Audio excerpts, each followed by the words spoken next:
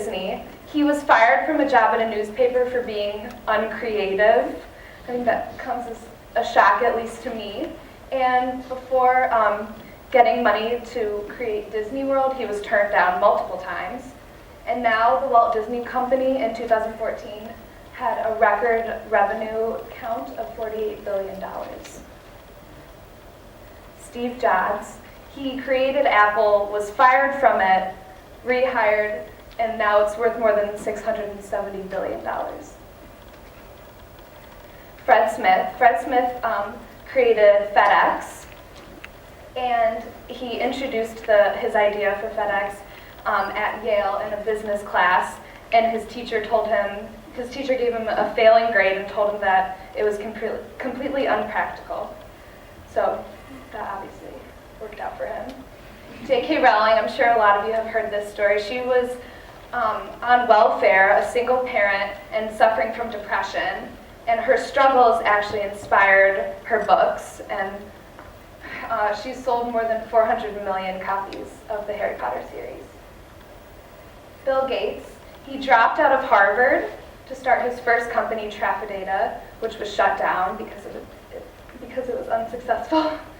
And his failures in Trafidata helped him kind of figure out his glitches and create his first product for Microsoft. And he was named the richest man in 2014.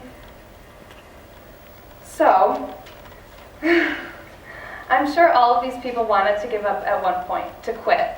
But in the end, they learned from their failures and grew. This idea of progressing from failing is one that the classroom needs to embody. Perhaps one method is by allowing retakes on tests and/or quizzes.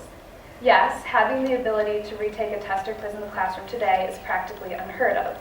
Students are expected to understand and be able to be tested on material that they are taught in one round. No do-overs, no retries. While I do understand the importance of absorbing information and developing study skills that make it possible to be tested on material the first time after learning it, sometimes the best way to learn and the best way to study is by seeing one's mistakes. I think that by allowing retakes in class, students will gain a deeper understanding of the material that they are learning. I can tell you from experience. Of my few classes that allow retakes, those are the classes in which I can honestly say I have a greater depth of knowledge. I wouldn't have this knowledge if I hadn't been allowed to see my mistakes, learn from them, and try again. It's hard to bounce back after failing a test or bombing a quiz, and it's easy to brush aside and ignore the numerous mistakes that attributed to the poor grade, resulting in students who not only have a bad grade, but also a knowledge gap. Retakes offer a second chance to master the subject and gain a deeper understanding of the material.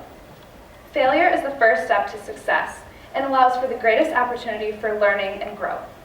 Even the simplest step can make a big difference. For example, encouraging students to speak up and give an answer to a question, even if they aren't sure, or challenging students to take more difficult classes.